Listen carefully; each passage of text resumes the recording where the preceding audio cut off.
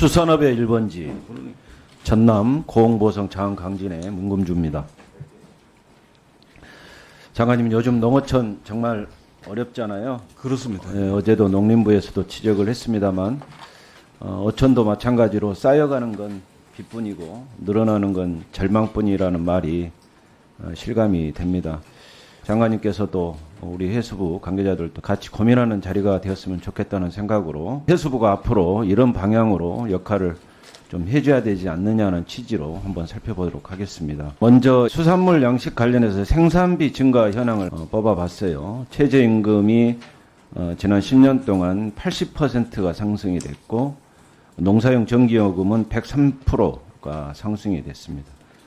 광어 같은 경우 생사료 가격도 15%가 상승이 돼 있는데 해수부가 배합사료 사용 의무화를 추진 중에 있는데 이걸로 비교하면 지금보다는 한 4배 정도 더 뛸 것으로 보입니다. 그리고 선박 연료 가격도 30% 지난 10년간 상승을 했습니다. 그러면 우리 어가에서 생산한 생물들은 어쩐가 봤더니 광어 같은 경우는 40% 상승을 했지만 전복은 지금 40% 하락한 상태고 물기입은 등락은 좀 있지만 24년을 제외하면 뭐 40% 상승이 돼 있는 그런 상황 아실 겁니다. 어가 평균 소득하고 뷰체를 봐봤어요. 어가 평균 소득 보면 도시 근로자 소득 대비해서 어가 소득이 15년에 76%에서 24년도는 73%로 9년 전보다 오히려 격차가 더 커진 것을 알 수가 있습니다. 어가 소득이 45% 증가하는 동안 부채는 63% 증가를 했습니다. 18년 이후 현재까지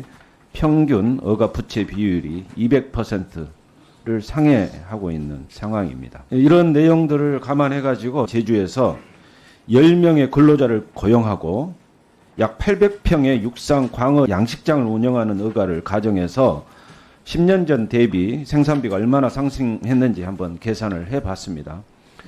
전기요금, 인건비, 사료 가격만 해도 약 1억 9,703만 원이 증가를 했습니다. 여기에는 시설 유지비 등 기타 잡비는 모두 제외한 금액입니다. 20년 한국수산해양교육학회 연구자료를 바탕으로 매출을 산정을 해봤습니다.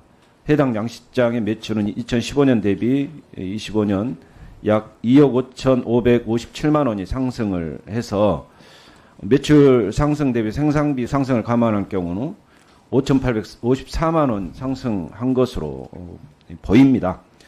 그런데 이제 따져보면 시설 노후와 중간중간 발생하는 자연재해, 기타 잡비 등까지 감안하면 10년 동안 어가 소득은 사실상 제자리, 오히려 마이너스 이런 상황입니다. 심지어 전복의 경우는 가격이 40% 하락했으니까 더 심하겠죠. 어가 소득이 생산비의 증가 속도를 따라가지 못하다 보니까 부채 비율은 점점 더 높아져서 금융 부담도 커지고 있는 그런 실정입니다. 어가 소득이 45% 상승할 때 어가 부채는 60% 상승하는 여러 가지 심각한 문제가 이제 발생되고 있는데 해수부에서 과연 제대로 하고 있는가?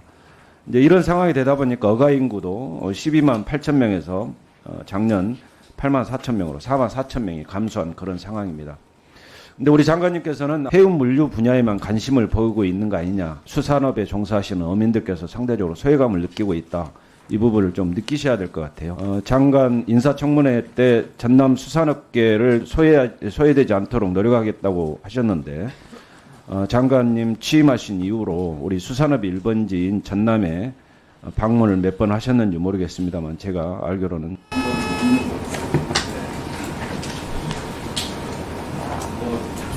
차관된 얘기도 나오고 합니다. 우선은 예산도 좀 준비해야 될 필요가 있고 오늘 노무보고에 나온 우리 기후변화에 대응하기 위한 수산화 혁신을 추진하겠다는 얘기를 제대로 지키는 특히 김 넙치 전국 같은 수산시설 관련 말씀을 주셨습니다. 김과 관련해서는 이게 김산업 지mon이 되면 김산업 공공사가 됐고 혹시 김산업을 추천을 좀 아이들 네. 이런 전문기관이 반드시 필요하다. 해수부에서 장관님 전향적으로 해주시고 말씀드리고요. 예. 제가 그 드리는 말씀 중에 부족한 부분은 서면으로 또 보고를 드리도록 하고 그 위원님 말씀에 전적으로 동의를 합니다.